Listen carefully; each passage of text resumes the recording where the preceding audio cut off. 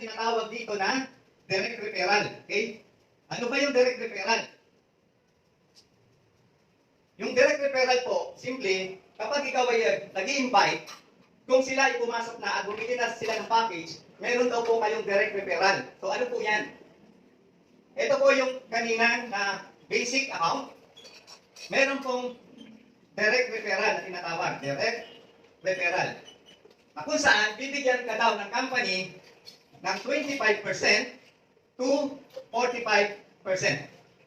At meron din naman tinatawag na pairing bonus. Sa pairing bonus, ang sabi ng company, bibigyan ka niya ng 20% papuntang 30%. Okay? Now, meron din po itong tinatawag na key-in bonus. Ano yung key-in bonus? Dahil ang company, hindi na siya nag-hire ng encoder para i-encode tayo, ang sabi niya, kayo na ang maging encoder ko. Kayo na ang mag-encode ng sarili niyong mga business partner. At babayaran ko kayo dito. Yun po yung key-in bonus. Sa ibang company, hindi mo makikita yan. Dito lang kay Dynix Global. Okay? Now, ang key-in bonus, magmumula yan sa 13.92 papuntang 1,392. Pwede kang kumita. Okay? Paano ba yan? Kapag basic ang account mo, ang direct referral mo ay simply 25% papuntang 30%. Okay? Pero, kapag ang package mo ay premium,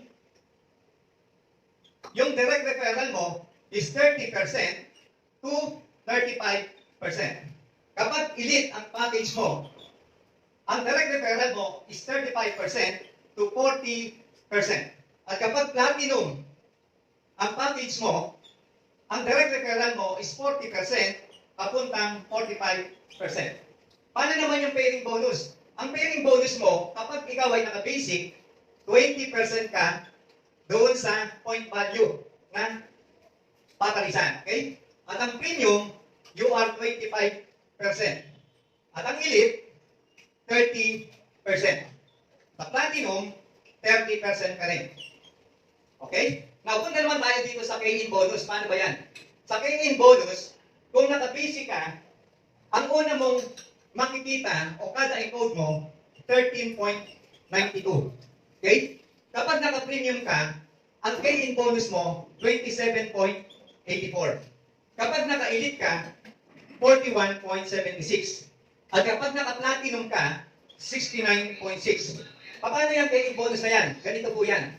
Kapag nag-encode po kayo, assuming kung naka-basic ang package mo, nag-encode ka ng basic. Basic ang in-encode. Basic account. I-times mo lang po yan ng 1. So, ibig sabihin, may 13.92 ka. Paano kung in-encode mo ay premium? So, ito yung premium, in-encode mo.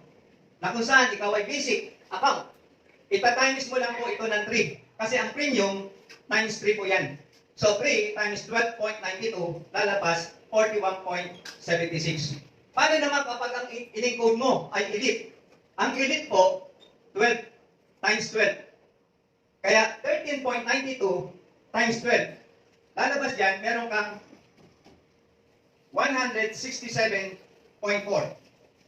At kung ang in-encode mo ay platinum,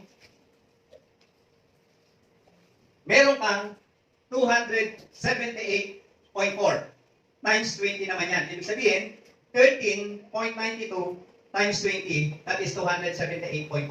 Yun yung kada encode mo, kikita ka, meron kang income. Paano kung naka-platinum account ka, na kung saan 69.6 yung umpisa mo? Ita-times mo ng 1 kapag basic, times 3 kapag premium, times 12 kapag elite, at kapag platinum ang pumasok, 69.6 times 20, that is 1,392. Yan yung key-in bonus mo pa lang yun. Kada encode mo, pwede ka magkaroon ng 1,392 pesos. Good business po ba yun? Yes! Yes, okay. So, ganito po yan. Paano kinukwenta ng company? Paano yung mga percentage na nakikita ninyo? Tandaan nyo pong mabuti. Basic, ang direct referral, 25 to 30. Premium, 30 to 35. Elite, 35 to 40. At Platinum, 40 to 45. Okay. Burahin na po natin. Ito po maganda sa company. Sa company, Ang good news dito, kung kayo ay naka-entry ng lower end, assuming, ma'am, hiramin ko pangalan mo. Ano po ba pangalan niyo? Rose. Okay, Ma'am Rose. Assuming kayo, ma'am, yan, no? Hiramin ko muna ang pangalan mo, ma'am. Balik ko mamaya. Ikaw yan. Tanda mo yan, ha? Ma'am Rose, ikaw yan. Dahil nag-basic ka, basic ang account mo, ang good news sa company, eto good news sa company, pwede kang magpapasok ng basic. Pwede ka rin magpapasok ng premium.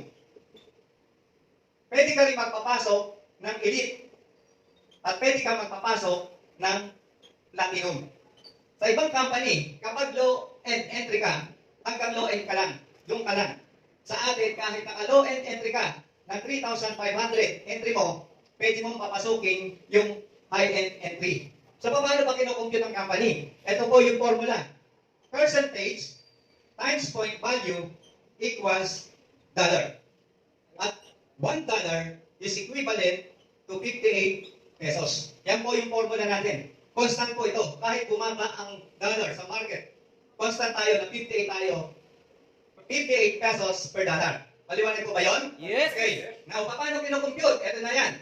Ang basic na pumasok, since ang basic, ang point value nito ay 24, point value, ang ibig sabihin yan, bibigyan ka ng company na kung saan sabi niya, you are 25%. So, 25% of the 24 na pumasok, 24 point value, equals $6. Times 58 pesos per dollar, ang answer po niyan ay 348 pesos. Yan po yung papanhig sa inyo as direct referral. So, meron kang 348 pesos. Okay? Paano naman kung ang pumasok premium? Again, you are 25% of the premium. Ilan ba yung point value? 72 point value. So, 72 point value equals dollar. That is 18 times 58. Ang answer po niyan, 1,044. So, ang direct referral mo, pasok sa iyo, 1,044. Okay? Paano kung pumasok ang elite? Ito po yung tatandaan nyo. Kapag pumasok na ang elite at ang platinum, ang percentage na gagamitin mo rito ay 30% na. Hindi na siya 25. Kasi sabi ng company, kapag basic ka, you are 25 to 30%. Yung 25, gagamitin mo lang siya sa basic at premium. Pero kung pumapasok na elite to platinum, nasa 30% na yan. So, ang ibig sabihin, 30% of the elite, what is the point value? 288 point value. So, 288 point value is equal to dollar. Okay? And times 58 pesos per dollar, ang answer po niyan ay maliwanag na 5,011 pesos. Okay? 5,011. Yan yung direct referral kung pumapasok yung elite. Meron ka ditong 5,011 pesos. Paano kung pumasok yung platinum? Ang platinum ay 30% of 480 point value equals dollar times 58. Ang answer po nito ay 8,352.